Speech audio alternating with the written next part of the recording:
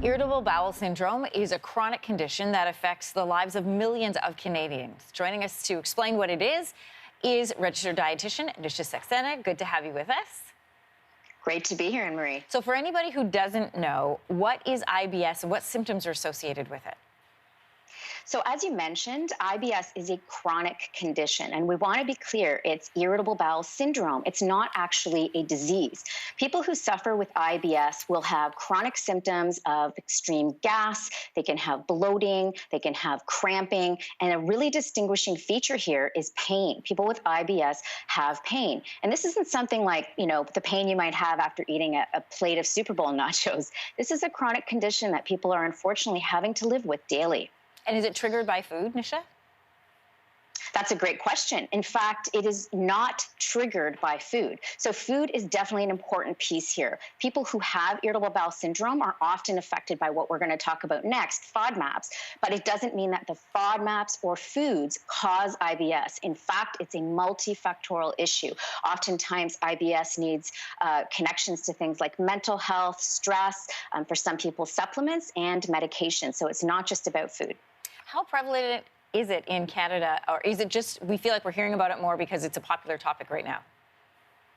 Yeah, it's a great point. It actually seems like it is more prevalent in Canada. Global statistics show it at around 11%, but in Canada, we see it up at 18%. Now, it's very difficult to track why this is happening. It is absolutely the hottest topic in nutrition, so we are talking about it more, and doctors may be more aware, and they're diagnosing it more clearly, but it's still a bit of a mystery why it is at higher rates in Canada. There are some theories out there, though.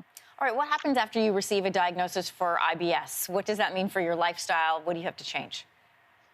Well, as I mentioned, food is an important piece here. So definitely working with a professional to look at your diet and how that is irritating your symptoms is extremely important. However, you also want to look at other systems.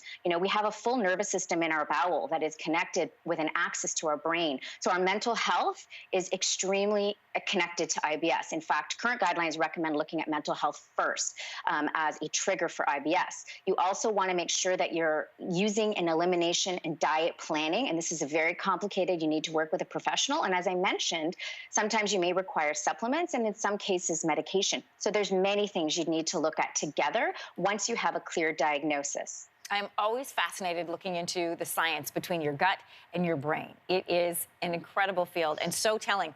You've mentioned this a couple of times now, the FODMAP diet when it comes to IBS. What is it? How does it help? So the FODMAP diet, that's an acronym for fermented oligosaccharides, disaccharides, monosaccharides, and polyols. And these really are the intact sugars that are naturally occurring in any food that contains carbohydrate. So this diet was actually a research study created in 2005 from the Monash University in Australia, and it helped so many people that they stopped the trial. About 73% of people with IBS found symptom relief using the FODMAP diet. That being said, it's not appropriate for everyone, and this is why it is so important to work with a professional. It's extremely complex, and it's a very long process doing elimination. There's an 8-week FODMAP diet, and then there's a plan for reintroduction of higher FODMAP-containing foods because it is not meant to be a long-term diet. You do need to reincorporate foods, so you do have to go through months of planning, and I really strongly recommend working with a registered dietitian to go through this process because, as I mentioned, it's very complicated and it can be very confusing to try to do it on your own. Nishta, fascinating to hear your insights on this, and I feel like we could have a whole other conversation about it as well. Thanks. Thank you so much, Anne-Marie. Hey, thanks for watching. If you liked this, be sure to subscribe here, or you can check out more Your Morning videos right here.